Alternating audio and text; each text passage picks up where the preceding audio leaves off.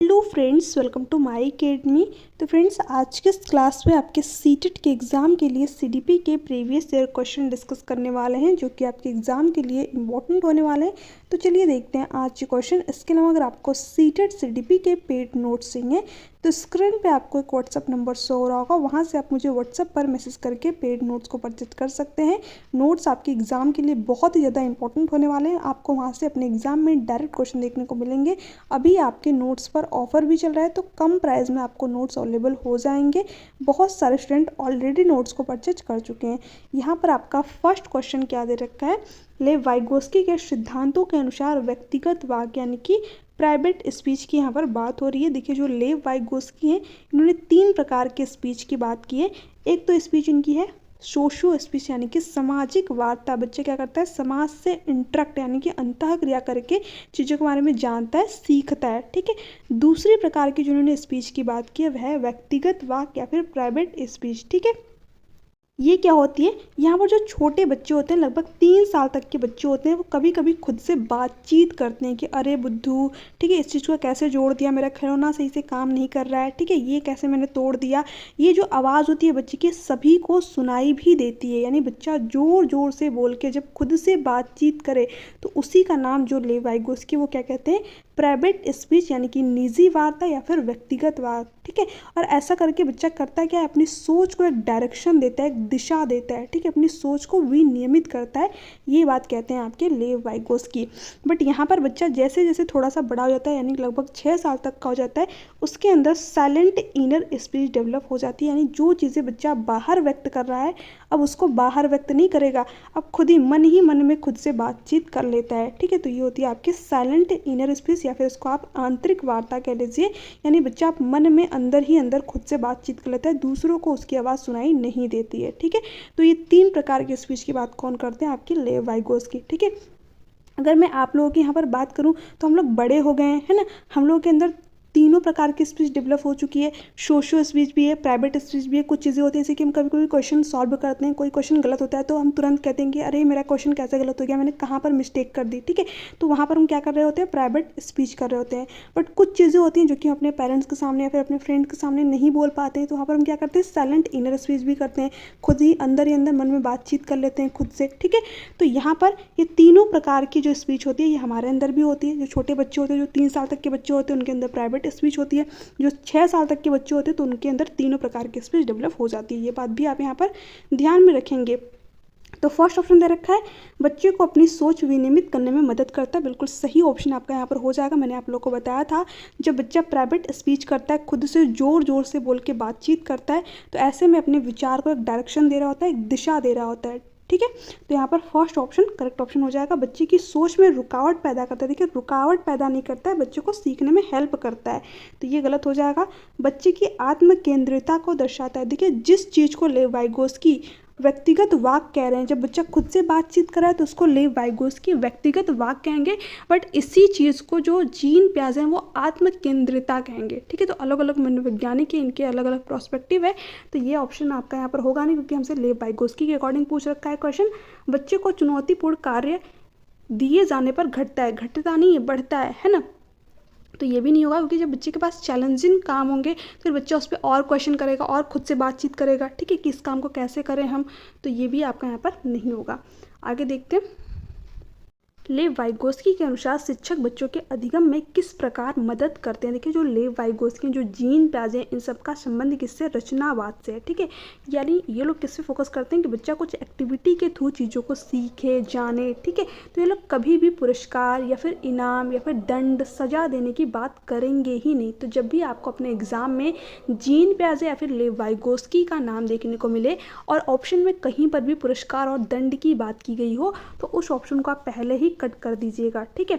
यहाँ पर फिर से देखिए, यहाँ पर नकल की बात की गई है, तो ये भी ऑप्शन नहीं होगा। ये सारे के सारे वर्ड जो होते हैं आपके एग्जाम के लिए एक निगेटिव वर्ड होते हैं, नकारात्मक शब्द होते हैं। ठीक है। तो ध्यान रखिएगा। यहाँ पर थर्ड ऑप्शन आपका करेक्ट ऑप्शन हो जाएगा। मदद की मात्रा व स्वरूप में बदलाव करके, जो लेव वाइगोस्की इन्होंने एक वर्ड दे रखा है स्कैफ होल्डिंग, जिसको आप पहाड़ के नाम से जानते हैं या फिर ढांचा के नाम से जानते हैं या फिर मचान के नाम से जानते हैं। ठीक है। हिंदी में आपको अलग अलग वर्ड यहाँ पर देखने को मिल सकता है। कहीं कहीं पर आपको इसी इसी को आलंबन देखने को मिल सकता है, इसी का नाम, ठीक है। बट इंग्लिश में एक ही वर्ड देखने को मिलेगा आपको, स्कैफ फोल्डिंग, ठीक है। तो यहाँ पर जो स्कैफ फोल्डिंग होता है ये क्या होता है, एक तरीके से टेम्परेरी हेल्प होती है जो कि बच्चे को दी जाती है। जैसे कि मान लीजिए जब बच्चा स्टार्टिंग में साइकिल सीख रहा होता है तो जो उसके पेरेंट्स होते हैं पीछे से हल्का सा साइकिल को पकड़ के रखते हैं। तो ऐसा तो है नहीं कि वो आजीवन साइकिल को पकड़ के ही रखते हैं, साइकिल वो तभी तक पकड़ के रखते हैं जब तक बच्चा साइकिल चलाना खुद से सीख ना जाए। तो ये क्या करते हैं, अस्थायी मदद प्रोवाइड करते हैं, यानी कि बच्चे को सीखने में हेल्प प्रोवाइड करना जहाँ पर उसको ज़रूरत हो, यही क्या होता है आपका स्कैफ फोल्डिंग। जब भी मदद प्रोवाइड करने की बात की जाए, फिर संकेत देने की बात की जाए, इशारा देने की बात की जाए, तो वहाँ पर आपका क्या होगा, स्कैफ फोल्डिंग होगा, है ना। तो यहाँ पर थर्ड ऑप्शन आपका करेक्ट ऑप्शन हो जाएगा। और बच्चे को पूरी तरीके से हेल्प प्रोवाइड नहीं करना है, जहाँ पर उसको ज़रूरत है। ऐसा नहीं कि आप पूरा का पूरा क्वेश्चन ही सॉल्व करके बच्चे को बता दिया, नहीं, सिर्फ आप बच्चे को हिंट दीजिए, इशारा दीजिए, ताकि जो क्वेश्चन बच्चा उसको खुद सॉल्व करे, है ना। तो यहाँ पर थर्ड ऑप्शन करेक्ट ऑप्शन हो जाएगा। आगे देखते हैं, यहाँ पर क्वेश्चन क्या है, बच्चों में सृजनात्मकता को किस प्रकार सुशाध्य किया जा सकता है। ऑप्शन दे रखा है अन्वेषण को प्रोत्साहित करके, बिल्कुल सही ऑप्शन आपका यहाँ पर हो जाएगा। बच्चा क्रिएटिव कब होगा, है ना, जब अपने ज्ञान का निर्माण वो स्वयं करेगा, जब किसी चीज़ की खोज वो स्वयं करेगा, किसी चीज़ का निर्माण वो स्वयं करेगा। जैसे जो बच्चे होते हैं जब उनको प्रोजेक्ट कार्य वगैरह दिया जाता है, जब वो चीज़ों को खुद डिज़ाइन करते हैं तो वहाँ पर उनकी क्रिएटिविटी निकल के सामने आती है ना। तो यहाँ पर जब बच्चे के अन्वेषण यानी कि बच्चे को खोज करने के लिए प्रोत्साहित करेंगे तभी तो उसकी क्रिएटिविटी निकल के सामने आएगी, बच्चे अलग अलग डायरेक्शन में सोच पाएंगे। तो यहाँ पर फर्स्ट ऑप्शन करेक्ट ऑप्शन हो जाएगा। अध्यापक केंद्रित शिक्षा शास्त्र द्वारा, ये बिल्कुल गलत हो जाएगा। जो आपकी NEP है, जो आपकी NCF वो किसकी बात करती है, चाइल्ड सेंटर्ड एजुकेशन की बात करती है, बाल केंद्रित शिक्षा की बात करती है, ठीक है, ना कि अध्यापक केंद्रित। तो ये गलत है। लगातार अभ्यास और दोहरा कर, देखिए कभी भी बच्चों को चीज़ें रटवानी नहीं है, बच्चा खुद अपने ज्ञान का निर्माण करे। और जो टीचर है वो कैसा रोल प्ले करता है, एक सुगमकर्ता के रूप में, एज ए फैसिलिटेटर के रूप में अपना रोल प्ले करता है क्लासरूम में, है ना। तो टीचर क्या करता है, चीज़ों को सुगम बनाता है, ना कि बार बार रिपीट करवाता है। केवल अनुकरण द्वारा, तो देखिए बच्चा अनुकरण द्वारा सीखता है, बट केवल अनुकरण द्वारा, ये बिल्कुल गलत हो जाएगा। और जो अनुकरण या फिर नकल जैसे वर्ड होते हैं आपके एग्जाम के लिए एक निगेटिव वर्ड होते हैं, क्योंकि जो NEP और NCF है आपका, जो रचनावाद है वो क्या कहता है कि बच्चों को ज़्यादा से ज़्यादा एक्टिविटी के थ्रू चीज़ों को सिखाया जाए। तो यहाँ पर जब भी आपको अनुकरण या फिर अभ्यास, दोहराव, अध्यापक केंद्रित शिक्षा शास्त्र देखने को मिले तो ये सारे के सारे वर्ड आपके एग्जाम के लिए एक नकारात्मक शब्द होते हैं, निगेटिव वर्ड होते हैं, ध्यान में रखिएगा। अन्वेषण आपके एग्जाम के लिए एक सकारात्मक वर्ड है, पॉजिटिव वर्ड है, तो आपका यहाँ पर फर्स्ट ऑप्शन करेक्ट ऑप्शन हो जाएगा। आगे देखते हैं, गुणज वैकल्य सीधे तौर पर निम्न में से किससे संबंधित है। देखिए यहाँ पर गुणज वैकल्य की बात हो रही है, डिस्कैलकुलिया की बात हो रही है, गतिक विषयक अस्वस्थता से। देखिए जो गुणज होता है ना, सिंपल से समझ में आ रहा है, यानी बच्चों को कैलकुलेशन वगैरह करने में दिक्कत आएगी, जो गणितीय अवधारणाएं होती है, जो मैथमेटिकल कॉन्सेप्ट होते हैं उसको समझने में बच्चों को यहाँ पर दिक्कत आती है, ठीक है। तो गति विषयक असुस्थता यहाँ पर नहीं होती, यानी बच्चे को लोकोमोटर डिसेबिलिटीज़ नहीं होती, चलने फिरने में दिक्कत नहीं होती। ऐसा बच्चा जो है शारीरिक रूप से स्वस्थ भी हो सकता है और नहीं भी हो सकता है, ठीक है। ये तो डिपेंड करता है कि बच्चे की हेरिडिटी और इन्वायरमेंट कैसा है ना। तो ये आपका यहाँ पर नहीं होगा। दूसरों के प्रेरकों इरादों को समझने में प्रभाविता से, देखिए ये जो बच्चे होते हैं जो गुणज वैकल्य होते हैं इनको सिर्फ मैथमेटिकल कॉन्सेप्ट समझने में दिक्कत आती है, तो ये आपका यहाँ पर नहीं होगा। संगीत की योग्यता से, ये भी बिल्कुल दे रखा है। गणितीय संकल्पों के अधिगम में कठिनाई से, बिल्कुल सही ऑप्शन आपका यहाँ पर हो जाएगा। जब भी गुणज वैकल्य की बात हो तो बच्चों को गणितीय अवधारणाएं या फिर गुणा वगैरह करने में दिक्कत आ सकती है, तो फोर्थ ऑप्शन आपका करेक्ट ऑप्शन हो जाएगा। यहाँ पर देखिए क्वेश्चन क्या दे रखा है, शिक्षा का अधिकार अधिनियम 2009 के अंतर्गत निजी विद्यालयों में आर्थिक रूप से कमजोर वर्ग के विद्यार्थियों के दाखिले हेतु सीटों के आरक्षण का प्रावधान है। इन छात्रों के सफल समावेशन हेतु एक अध्यापक को किस तरह के शिक्षा शास्त्र का प्रयोग करना चाहिए। भेदभावात्मक यानी कि भेदभाव आधारित क्लासरूम का निर्माण किया जाए, ठीक है। बच्चे जो होते हैं उनमें भेदभाव किया जाए कि ये बच्चा ज़्यादा सीख सकता है, बच्चा कम सीख सकता है, या फिर ये बच्चा मेरी कास्ट का है। कभी कोई टीचर ऐसा करते हैं कि जो बच्चे उनके कास्ट के होते हैं उन पर ज़्यादा ध्यान देते हैं, तो ये बिल्कुल गलत तरीका होता है। कभी भी बच्चों के अंदर भेदभाव नहीं करना है, ठीक है। हर बच्चे के अंदर इंडिविजुअल डिफरेंसेस होते हैं, व्यक्तिगत विभिन्नताएं होती हैं, हर बच्चा अपने अकॉर्डिंग ही चीज़ों को सीखता है। अलगावात्मक यानी कि बच्चों को आप अलग थलग कर दें कि ये कमज़ोर बच्चे हैं, ये जो है ज़्यादा पढ़ने में तेज़ बच्चे हैं, है ना। तो कभी भी बच्चे के स्किल्स के आधार पर, उसकी योग्यता के आधार पर उसको अलग थलग नहीं करना है। आपको सभी बच्चों को इंक्लूड करके, समाहित करके पढ़ाना है ना। साम्यता पर आधारित, बिल्कुल सही ऑप्शन आपका यहाँ पर हो जाएगा। देखिए इक्विटी और इक्वालिटी आपका अलग होता है। इक्वालिटी का मतलब क्या होता है, सभी को समान चीज़ें प्रोवाइड करना। जैसे कि मान लीजिए आपके क्लासरूम में 10 से 20 बच्चे हैं, तो आप सभी को एक ही तरीके की चीज़ें प्रोवाइड करें, तो ये अच्छा तरीका नहीं होता है, क्योंकि हर बच्चे के अंदर क्या इंडिविजुअल डिफरेंसेस है, व्यक्तिगत भिन्नता है। कोई बच्चा चीज़ों को तेज़ी से सीखता है, तो कोई बच्चा जो है चीज़ों को धीमी गति से सीखता है। तो आप सभी को एक जैसी चीज़ें प्रोवाइड नहीं कर सकते। जैसी जिसको नीड है, जैसी जिसको ज़रूरत है, उसके अकॉर्डिंग आप उसको अगर चीज़ें प्रोवाइड करते हैं, तो हर एक बच्चा वहाँ पर चीज़ों को सीख पाता है, समझ पाता है। तो साम्यता पर आधारित जो है बच्चे की क्लासरूम होनी चाहिए, यानी जिसको जैसी ज़रूरत है उसके अकॉर्डिंग उसको चीज़ें प्रोवाइड करनी चाहिए। यानी कि जैसे मान लीजिए आपकी क्लासरूम में एक श्रवण बाधित छात्र है, तो उसके लिए जो चित्रात्मक चीज़ें आप उसके सामने प्रस्तुत कर सकते हैं। आपकी क्लासरूम में एक दृष्टि बाधित छात्र है, तो आप उसको सुनने वाली चीज़ें प्रोवाइड कर सकते हैं, ठीक है, ब्रेल लिपि वगैरह प्रोवाइड कर सकते हैं। तो एज पर नीड एजुकेशन देनी है ना, ये बात कहती है आपकी साम्यता।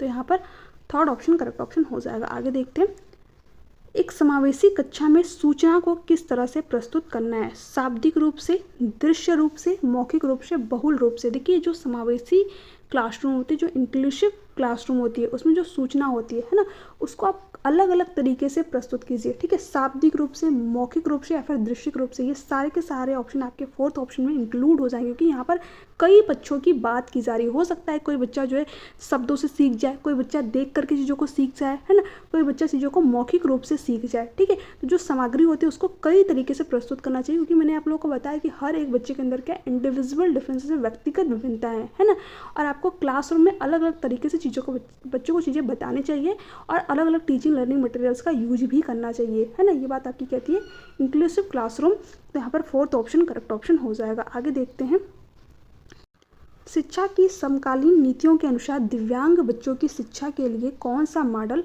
सुझाया गया है, व्यावसायिक शिक्षा, समावेशी शिक्षा, अलगावी शिक्षा, सम्मिलित एकीकृत शिक्षा। देखिए जो व्यावसायिक शिक्षा है, क्या सिर्फ दिव्यांग बच्चों को ही दी जानी चाहिए, ठीक है, ये बात यहाँ पर बिल्कुल गलत है ना।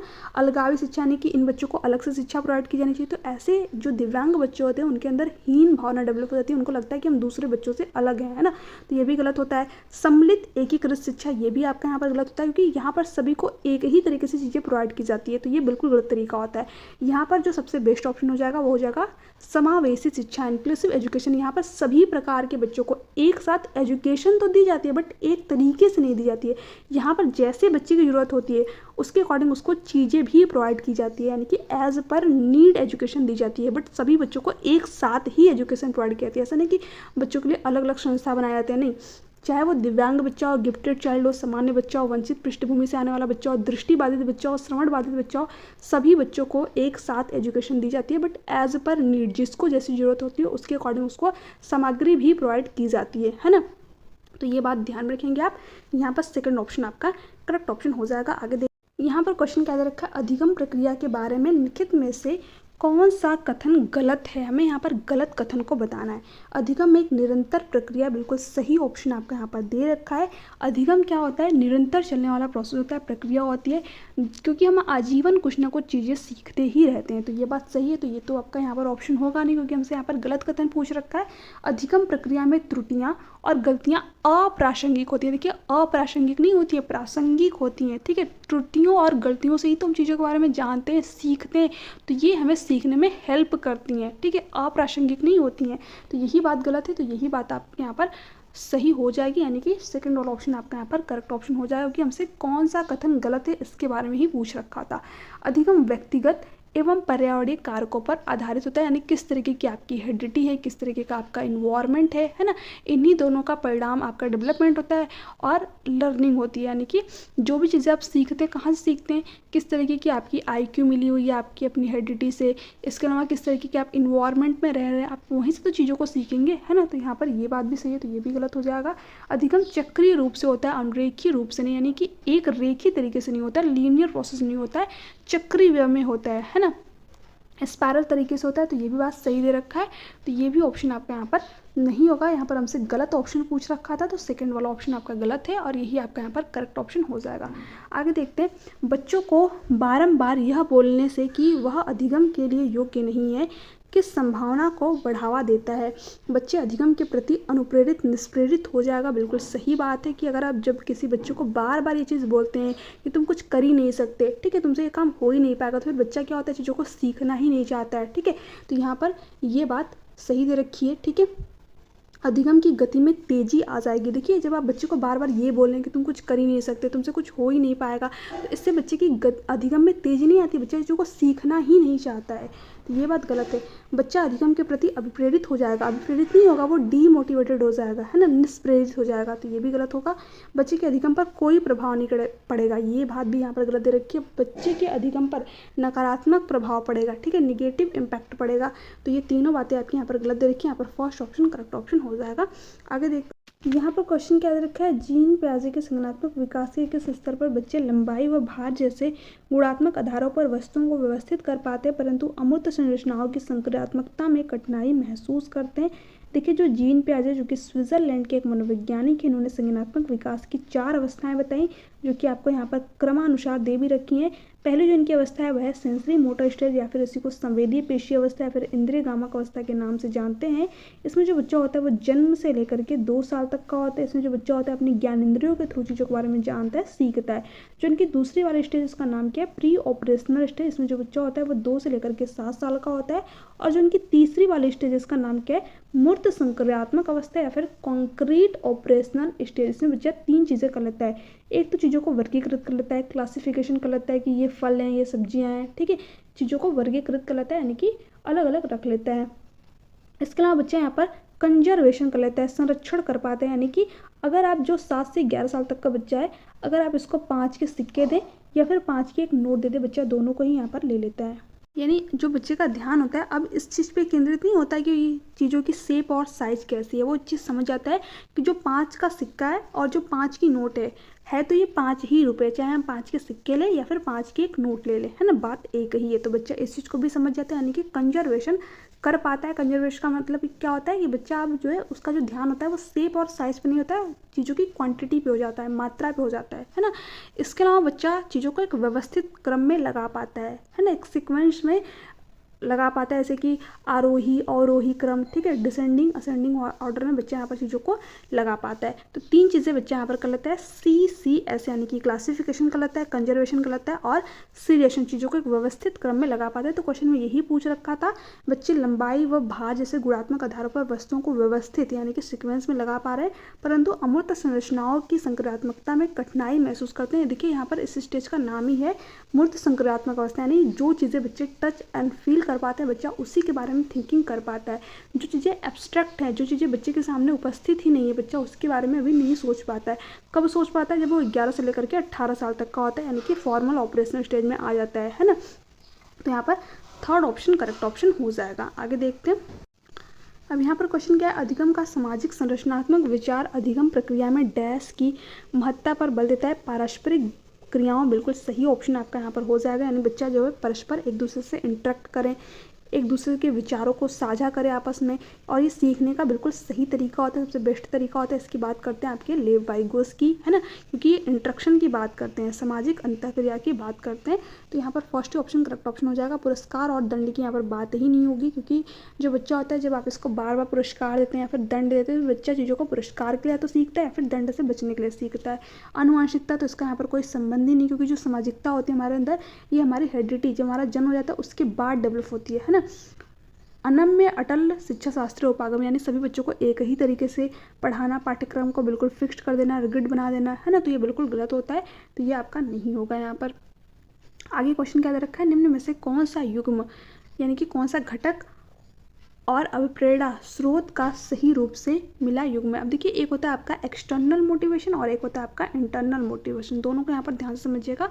आत्म प्रतिपोषण बाय अभिप्रेरणा, देखिए जब आप खुद की खुशी के लिए किसी चीज़ को सीखते हैं, खुद के इंटरेस्ट के लिए किसी चीज़ को सीखते हैं, तो वहाँ पर आपका क्या होता है, आंतरिक अभिप्रेरणा, जिसका रीज़न आपके अंदर होता है किसी चीज़ को करने के लिए, ठीक है। तो यहाँ पर आत्म प्रतिपोषण यानी कि खुद से आप जागरूक हैं किसी चीज़ के बारे में जानने के लिए, तो ये आपका आंतरिक अभिप्रेरणा का उदाहरण हो जाएगा, न कि बाह्य अभिप्रेरणा का। तो ये बात गलत दे रखा है।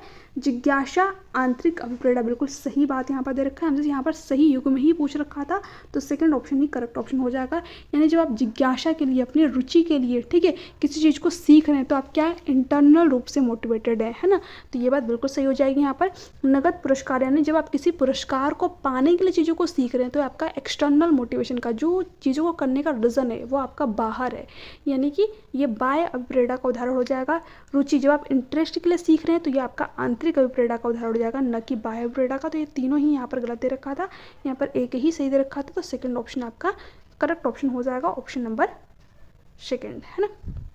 आगे देखते हैं, विद्यार्थियों में संकल्पनात्मक समझ को सुशाद्य करने हेतु एक अध्यापिका को छात्रों को केवल यंत्रवत रूप से सीखने के लिए प्रोत्साहित करना चाहिए। यंत्रवत रूप से सीखने का मतलब क्या हो गया, सिर्फ रटने पर ही फोकस करना चाहिए, तो बिल्कुल गलत तरीका है। शिक्षार्थी अपने ज्ञान का निर्माण स्वयं करते हैं, टीचर क्या करता है, चीज़ों को सुगम बनाते हैं, वह ध्यान रखिएगा, ठीक है।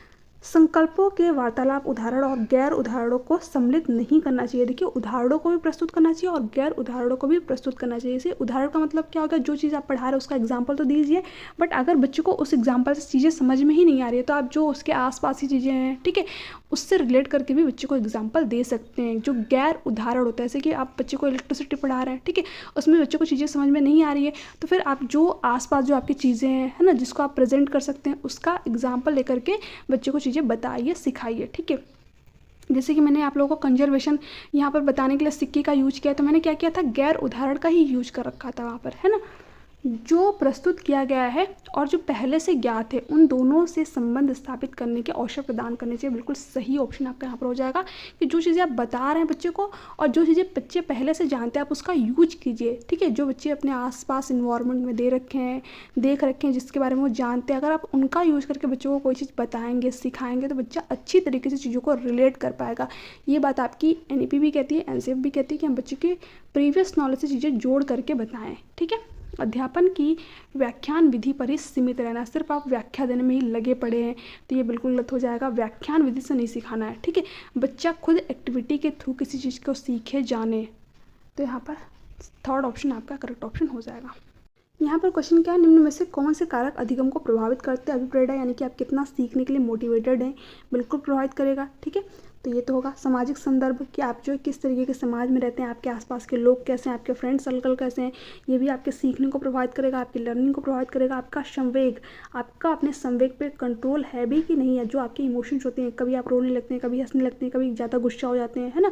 तो जो आपके इमोशंस होते हैं ये भी आपके सीखने को प्रभावित करते हैं। इस चीज़ को आप ऐसे भी समझ सकते हैं जैसे कि मान लीजिए जब हम कभी भी बहुत ज़्यादा गुस्सा में रहते हैं या फिर बहुत ज़्यादा फ्रस्ट्रेशन में रहते हैं तो हमारा सीखने में मन नहीं लगता, हम चीज़ों को सीखना ही नहीं चाहते हैं। बट वहीं पर जब हम बहुत ज़्यादा खुश रहते हैं, ठीक है, या फिर एक तरीके से बहुत ज़्यादा शांत रहते हैं तो वहाँ पर हम चीज़ों को सीखना चाहते हैं, वहाँ पर हमारा सीखने में मन भी लगता है। तो हमारे संवेग भी हमारे सीखने को प्रभावित करते हैं।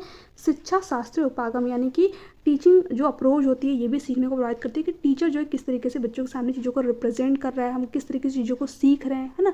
ये भी हमारी लर्निंग को प्रभावित करते हैं। तो चारों ही बातें यहाँ पर सही दे रखी है, तो यहाँ पर चारों ही ऑप्शन आपके सही होंगे। यहाँ पर ऑप्शन कट गया है तो यहाँ पर एक ऑप्शन आपका होना चाहिए था, मतलब ऑप्शन दिया ही होगा, यहाँ पर ऑप्शन कट गया है। A, B और C, D चारों ही बातें आपके यहाँ पर सही है, तो फोर्थ ऑप्शन आपका यहाँ पर करेक्ट ऑप्शन हो जाएगा जिसमें कि चारों ऑप्शन दे रखे होंगे। तो चारों ही बातें आपकी सही हैं। देखिए यहाँ पर दे रखा है, ठीक है, ये क्वेश्चन थोड़ा सा आगे गए PDF में तो मिल गया है, ये आपका यहाँ पर दे रखा है। तो कौन सा फोर्थ वाले ऑप्शन में दे रखा है, तो फोर्थ ऑप्शन आपका यहाँ पर करेक्ट ऑप्शन हो जाएगा। बाकी के ऑप्शन नहीं होंगे क्योंकि चारों ही ऑप्शन आपके यहाँ पर सही है। तो फ्रेंड्स ये थे आपके आज के लास्ट क्वेश्चन कैसे लगे नीचे कमेंट सेक्शन में कमेंट करके जरूर दिएगा। वीडियो अच्छी लगी हो तो प्लीज़ चैनल को सब्सक्राइब कर लीजिएगा, बेल आइकन को प्रेस कर दीजिएगा ताकि जो आगे की क्लासेस इसका नोटिफिकेशन आप लोगों को मिल जाए। इसके अलावा अगर आपके कोई डाउट रह जाते हैं, कोई क्वेश्चन रह जाते हैं तो आप मुझे नीचे कमेंट सेक्शन में कमेंट करके पूछ सकते हैं। नोट्स जिन्होंने अभी तक नहीं परचेज कर रखा है नोट्स को जरूर परचेज कर लीजिए, आपके एग्जाम के लिए बहुत ज़्यादा इंपॉर्टेंट है। आपको अपने एग्जाम में बहुत ज़्यादा वहाँ से चीज़ें देखने को मिल जाएंगी। तो जितने स्टूडेंट ऐसे जिन्होंने कि नोट्स को परचेज कर रखा है वो अपना रिवीजन वगैरह करते रहें, और जिन्होंने परचेज नहीं किया अभी तक तो नोट्स को जरूर परचेज कर लीजिए या फिर जो क्लासेस है उनको एक बार अच्छी तरीके से देख लीजिए। चलिए मिलते हैं नेक्स्ट क्लास में, तक के लिए bye bye, take care, thanks for watching, thank you so much.